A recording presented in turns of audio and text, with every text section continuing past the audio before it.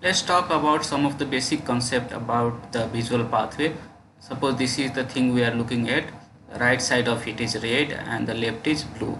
So the red part is our right visual field and blue part is left visual field. That is for both eyes.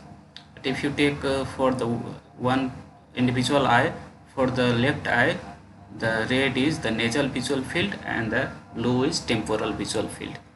And for the right eye, the red is temporal visual field and uh, blue is nasal visual field. But we can take it as either right or left visual field. So this red one will be the right visual field and the blue one will be the left visual field. And when it is when the image is formed in the retina, it is inverted, so the nasal visual field will be represented on the temporal half of the retina and the temporal visual field will be represented on the nasal half of the retina. So that is a little might be confusing. Always remember, temporal visual field is on the nasal half of the retina and nasal visual field is on the temporal half of the retina. From here the sensation is taken from the visual sensation is taken by the optic nerve, and if you see, this optic nerve carries the both nasal and temporal visual field from the same eye. Okay.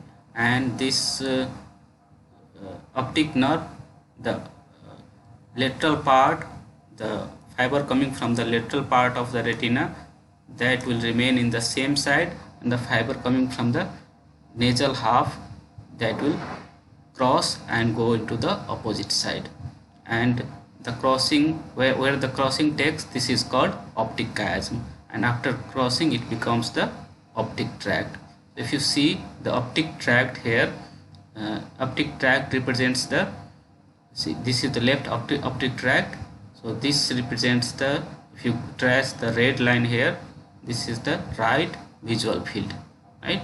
So, and the right optic tract represents the left visual field, and these optic tract terminate into the lateral geniculate body. So again, left lateral geniculate body will represent the right visual field and the right lateral geniculate body will represent the left visual field. What do we mean when we say left visual field?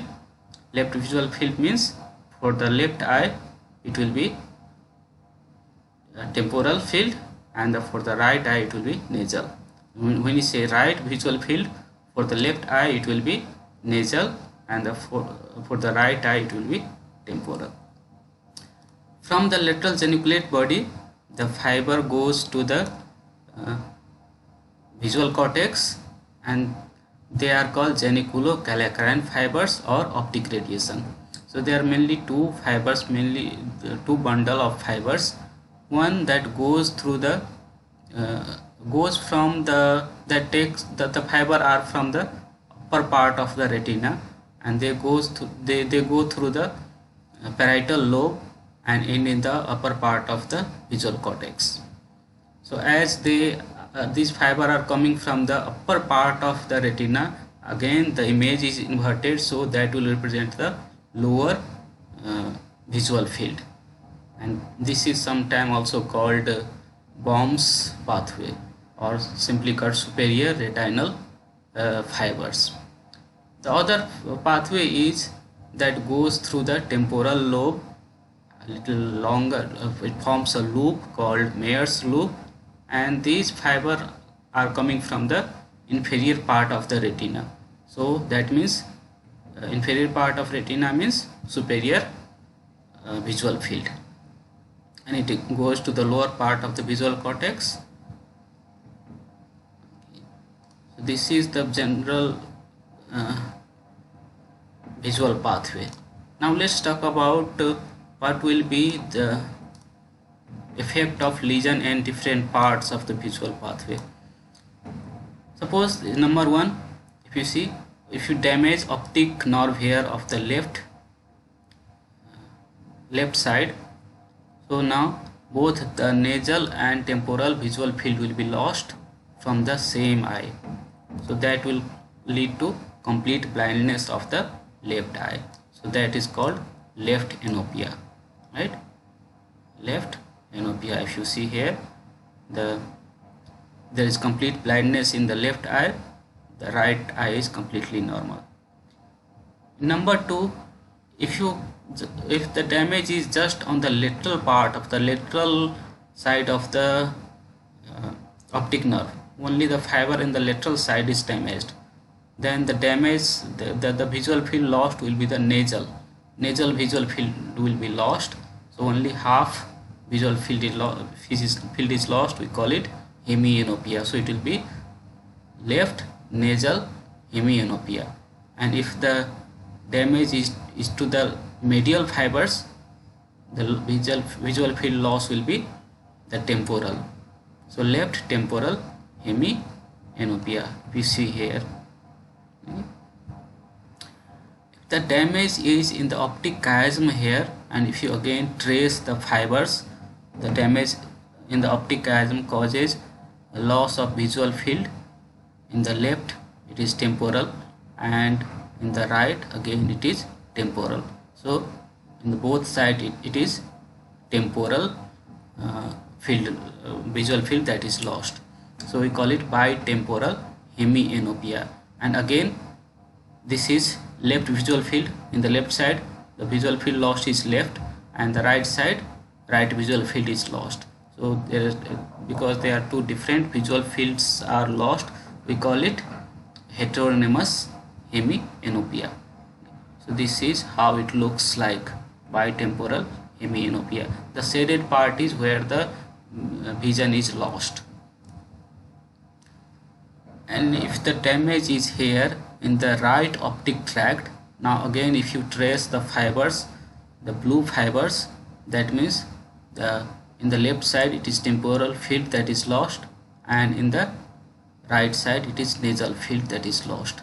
So that means basically the left visual field, the left also left visual field, right also left visual field is lost. So same side of visual field is lost, so that is called homonymous hemianopia. And as it is lost in the left side, we call it left homonymous hemianopia. Similarly, if the optic tract damage is in the left side, the left optic tract is damaged.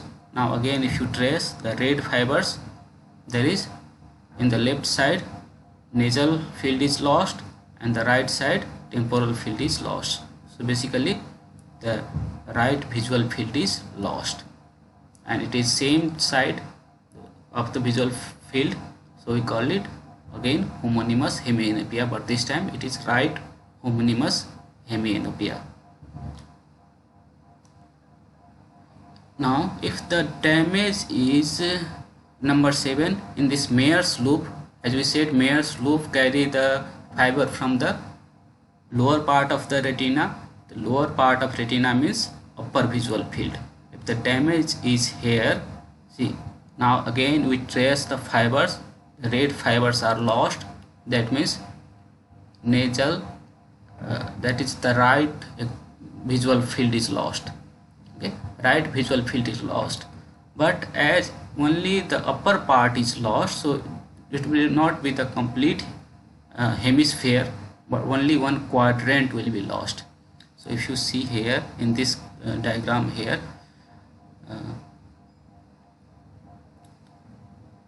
the right visual field is lost.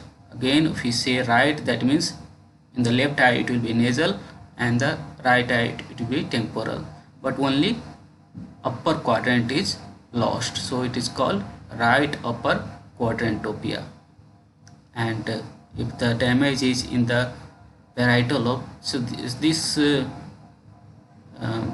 right upper quadrantopia or damage to the Mayer's loop can be in the case of any damage to the temporal lobe. But if the damage is in the parietal lobe, these superior retinal fibers or Baum's pathway will be damaged, and in that case if you again trace what is the fiber, that what is the visual field that is lost, again the right visual field, but this time it will be the lower quadrant only. So this is right lower quadrantopia, only one quadrant will be lost, but on the right visual field. Similarly, if you go to the opposite side, if the damage is in the right temporal lobe and the Meyers's loop is damaged, now again trace the blue lines. The left visual field is lost, but only the upper quadrant, so it will be left upper quadrantopia. And if the right parietal lobe is damaged, then this fiber will be lost, and again this will be left lower quadrantopia.